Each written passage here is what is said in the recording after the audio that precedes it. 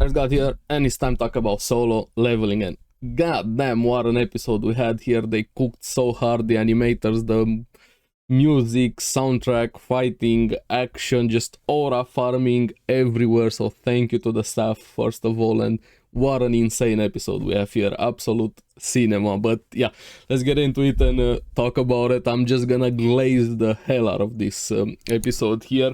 It had great action and also nice callbacks to the beginning of the series, same like previous episodes here, but picks up from last week. We have Jahain curious about Jin-Woo, and she decides to go inside and picks up an interesting weapon. I like the lead miner there.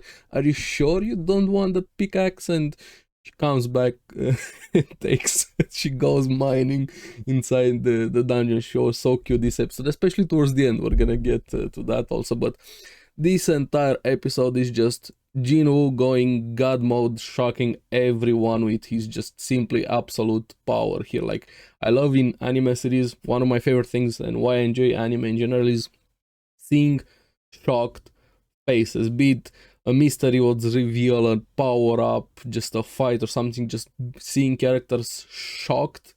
It's such an enjoying thing for me, and this episode more than delivered on that. But first we have the beginning of the fight here, the orcs versus the hunters, and that boss was too arrogant and had no idea what was gonna happen to him, but he definitely is strong. Like, he fully intimidates all of the hunters with his aura, like blasting them full of haki. They're kind of like One Piece, and realizes that there's a lot more to Jin-Woo while doing that. But before that, he also says, you humans are just here for entertainment. And yeah, we're definitely entertained. I was entertained, but he was the toy, so to say. He thought he was in charge too, but he was in fact the entertainment, not the humans here. But what I have to give credit is to Ki-hoon, like the captain. Despite all of that, despite the odds, despite the absolute outclass that he was, poor guy, he was still willing to go on the offensive. He attacked while the others were just shitting their pants behind him. And hey, I was probably one of them. If I was in that dungeon and that boss did that to me, I would have probably been one of the guys petrified behind her. Let's be honest, neither of us would have gone ahead and attacked. If you're one of the guys attacking, let me know in the comments below. I wanna see you lie to yourself and lie to everybody else. Comment below if you would have charged ahead at the boss. But yeah, Ki-hoon gets manhandled, gravity handle slammed, slashed, face planted in the floor there, almost gets killed. But then we have our god coming in, Jin-Woo, absolute Giga Chad, stepping in, saving him. And here is where the episode just ramps it up to 11. Just leave everything to me, and he summons the army, and here it's going wild. But on the outside we also have Jin-chul checking in, and he actually goes inside. We're gonna get to Jin-chul also, and he has a new skill right now after the Demon Castle, Monarch's domain, which powers up the shadows. They kind of go Super Saiyan a bit here, and goddamn, it felt like I was watching a bit of 300 the movie, if you guys remember the scenes there on the offensive, and they're just chopping left, right, down, center, just Igris, Iron, Jin-Woo going wild, just obliterating orcs left and right. The camera movement, the animation, the soundtrack, ooh, amazing what they did here with the action. But the orcs were still putting up a fight, so to say, and the boss was arrogant. Yeah, I'm just gonna make this an attrition fight, have you use your mana. Yeah, but it's not really gonna work out that way, because well, the normal shadows were dying, getting resurrected. Iron and Jin-Woo, and like I said, Igris were just chopping orcs left and right. And the boss, like, he definitely has magic. He's able to use gravity magic, fire, ice magic, and probably other elements. They're starting doing everything good. I really like that dragon head that it had there, blasting fire, and Jin-Woo was just resummoning soldiers there, and even tried the boss to use the gravity magic against Jin-Woo, wasn't really working out here. And Jin-Woo, yeah, who was losing mana, but when you're a pay-to-win user, when you've been grinding your ass out in that dungeon, in that MMORPG, you have mana potions. And like, he's gonna chug a mana potion. And yeah, he pops a mana potions, Arise, and here I like, oof, I got a boner when he said Arise makes the orcs into shadow soldier. I'm like, god damn, here we go,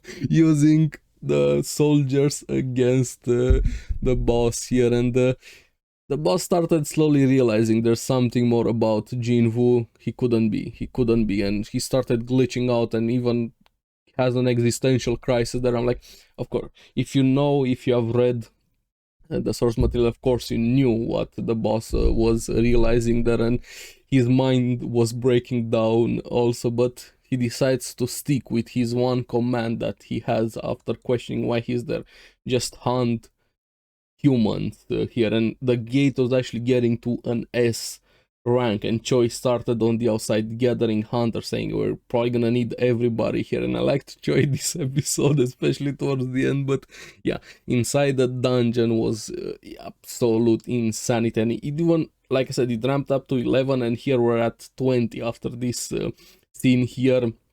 The action, the boss trying to curse Jin-Woo, just poison curses, but my boy had immunity. Yeah, this doesn't work. No effect.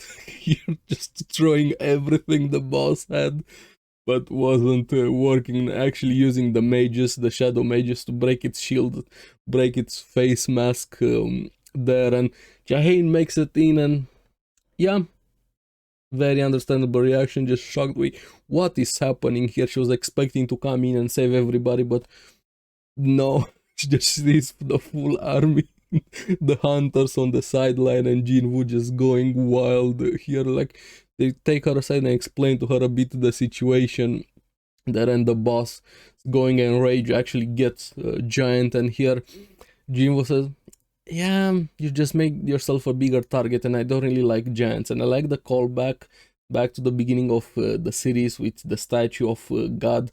Definitely stuck a bit with Jin-Woo, and probably the orc here kind of regrets doing that a bit more, because Jin-Woo definitely doesn't like giants after what the statue of God did to him. But I like this, like what they're doing with the anime here, and even the story itself. I feel like it has definitely a bit of a bad reputation in general, like the aura, the hype moments are here, but also has some nice callbacks, foreshadowing, and character moments that they're doing here. It's not just aura and hype, which is definitely, that's the majority of the series, and I enjoy it for that, but there's a bit more to it than just that, and I like callbacks like this quite a lot here. And Jin-Woo stabbing the eye of the orc here, playing a bit The Floor is Lava, and the song Shadowborn hitting at the right moment, and using the telekinesis, the authority, to get one of the chains, slam in the boss, just slamming it in the floor. They're just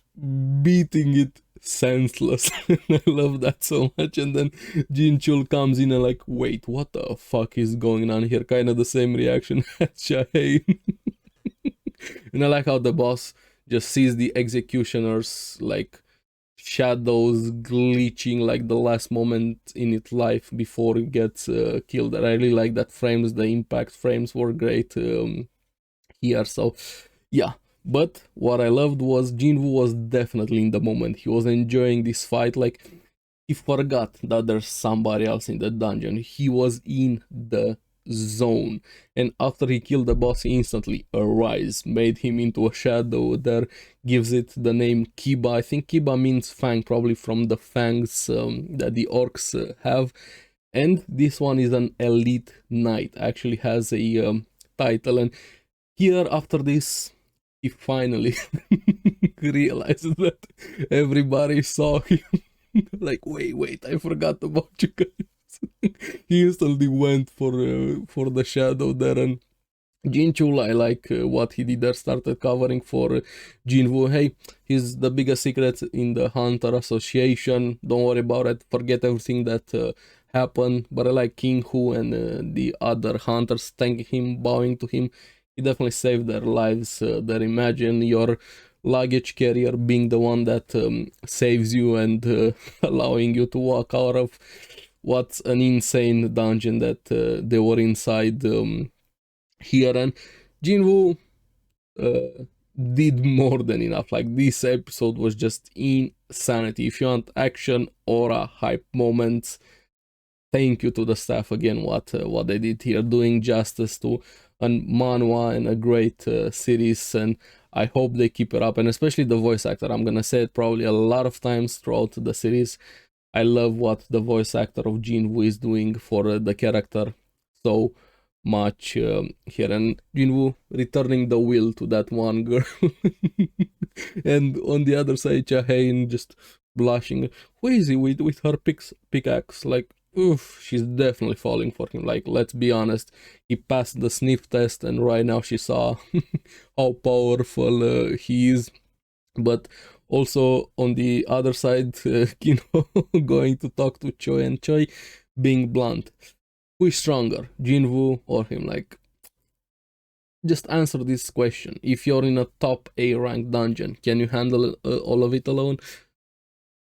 Yeah, about that, no. And my title of Ultimate Hunter is a joke, so he realized who and what Jin-Woo is, and I can't wait for the next arc. It's gonna have some of my favorite moments here. Like I said, I always love shocked faces on characters, and that's why I love power fantasy. I enjoy isekai series and so on. Some other people don't enjoy it. I know they have a reputation, but I don't care. This series is so fun, and it knows what it is. That's the most important thing. When you have a series that knows what it is, it goes for that and doesn't try to be anything else. This is why Solo Leveling is so fun, and Choi instantly wanting to recruit Jin-Woo. But the last scene in the episode, we have, I'm curious what people are gonna feel about this character, Lee Min-sung. He gets awakened as a hunter and he's a celebrity, an actor, and yeah, if you know, you know. This character is gonna be an interesting one. That's all I'm gonna say. But I'm curious what you guys thought about this episode. What do you think about the fight with Jin-Woo going God mode, and now that pretty much everybody knows his power. So let me know in the comments below what you thought. What was your favorite moment? Why was the Cha-hae hugging the pickaxe and blushing? Besides the action, of course. But I'm gonna see you on the next one. Remember to like and subscribe, helps me quite a lot, and you guys get latest videos on the series that I follow. So keep enjoying Solo Leveling. I'm gonna see you again on the next one. Bye bye.